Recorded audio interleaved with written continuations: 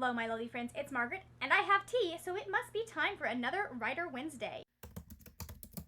Today I am here because we're going to be talking about fanfiction. Now that I think about it, I just made this, so I don't even know if it's cooled off enough for me to drink it. If you follow me on Twitter at all, you might know that I am a Star Wars fan. So I've been in fandom since The Phantom Menace came out. Mostly, my involvement in fandom at that point was stalking the Star Wars updates I could find online, and we couldn't find very many of those when I was, like 12, 13, 14. Couldn't find very many of those when I was 14, but I was stalking them to see what Padme would be wearing in the next movie. That was me. But then Lord of the Rings came around. I didn't really, truly delve into fan fiction when I was in the Lord of the Rings fandom. It was mostly just me and my friends being nerds and talking about Lord of the Rings. But that was my first, exposure to fan fiction because I found The Lord of the Pants, which is absolutely hilarious and also was my first introduction to sometimes slightly dirty jokes. I think I appreciate them now, or I would if I could find it, now than I did, more than I did when I was young. It also introduced me to Elrond Does the Laundry, which is not exactly a fan fiction, but it's a bunch of pictures with text that was hilarious to 12 or 13-year-old me. I hope my sense of humor has evolved since then. This is very hot. I'm going to put it down. Fan fiction tends to be a hotly contested topic.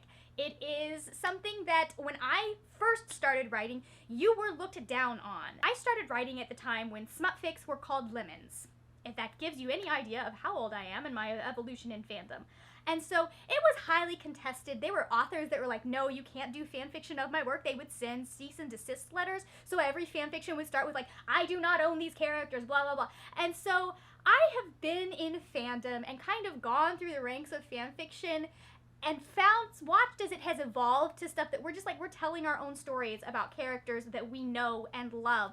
And it's not quite as looked down on, but it's not quite the same level as original fiction, which I do agree with to some extent. I don't think fan fiction is the same level as original fiction in most cases. Now, sometimes people will come up with something that is truly unique and different with someone else's characters, and I'm like, what? Just swap those names out? Let's go. So while it is more accepted, I do still think that sometimes people kind of look down on people for writing fan fiction, and I'm here to tell you some of the reasons why I think it is a good idea for people who want to publish their own original fiction to write fan fiction. I am a big proponent of fan fiction because I have learned so many lessons writing fan fiction, and so I want to give you an idea of what some of those lessons were. The first thing, the most important reason that I think you should write fan fiction is that it gives you practice at writing. Writing is a craft, and I don't remember who said it, but somebody said you have to put 10,000 hours into a craft to truly master it.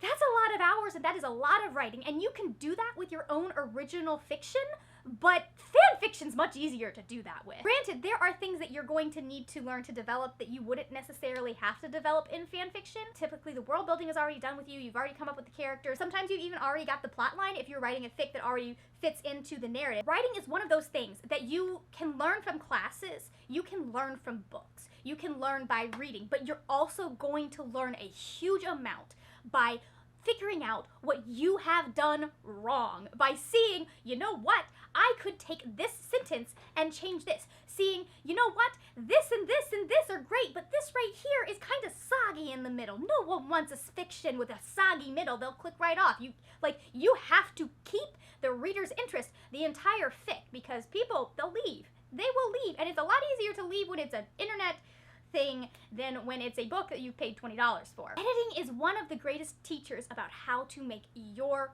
writing better. And that goes into my second point, which feedback on fanfic is free. People love to tell you what you have done right and what you have done wrong. Fanfic is a great way to get feedback on your work, on your writing style, on how well you use grammar, on how well you are able to come up with a plot or able to go into a character's emotions. Fanfiction also has a great community where people will be able to find betas and other people to help them elevate their fic and learn, have a second eye there. So not only can you get people saying, hey, I really liked how you did this, or hey, I really liked how you did this, or hey, this is a plot hole, you can also find people who will personally go through every line and tell you what is right and wrong about it. Let me tell you, the first one is a huge ego boost because it's mostly just flailing in your Word doc comments and I love it. There's also something to be said for the fact that fanfic really, like, if you're one of those people who writes for an audience, like, it's not just about the love of storytelling for you, it's you want to tell people a story.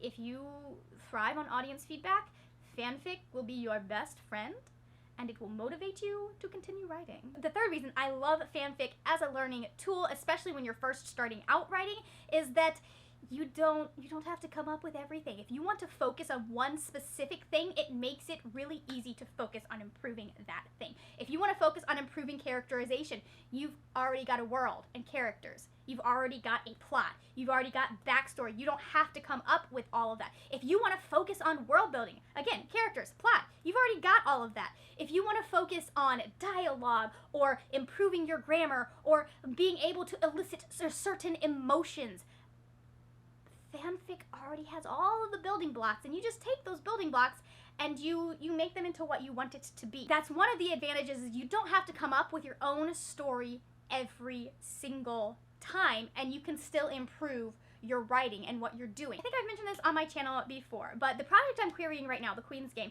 there's about 100,000 words or more of fanfic between the most recent draft of that and the book that I wrote before I wrote that, which was a disaster and a mess and had so many things I needed to work on.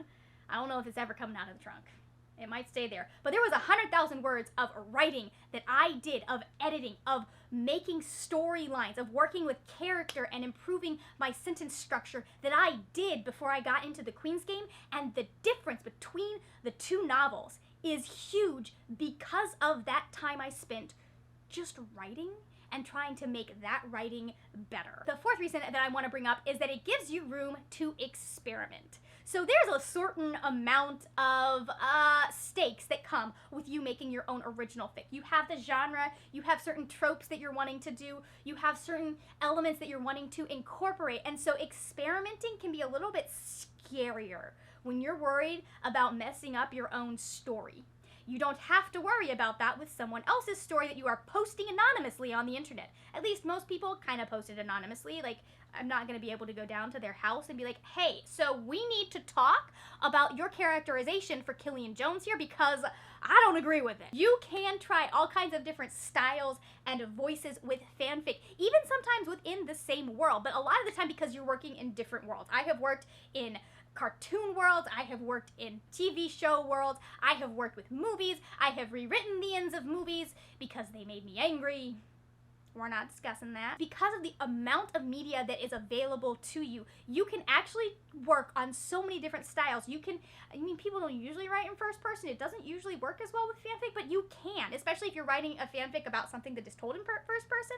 You can work in first person. You can work on your third person. You can even work on second person if you want to do that. You get to play with metaphors and all kinds of other fun writing things because you're trying to bring life to a world that you already know. It pushes you to really dig into those things because those are the things that are going to make your work stand out. And the fifth and final reason that I think that you should write fanfic to help improve your writing craft is that I like reading it. Purely a selfish reason, but the more people that are writing in the fandoms that I am active in, the better it is for me. That's how I think you can make fanfiction an important part of your writing journey.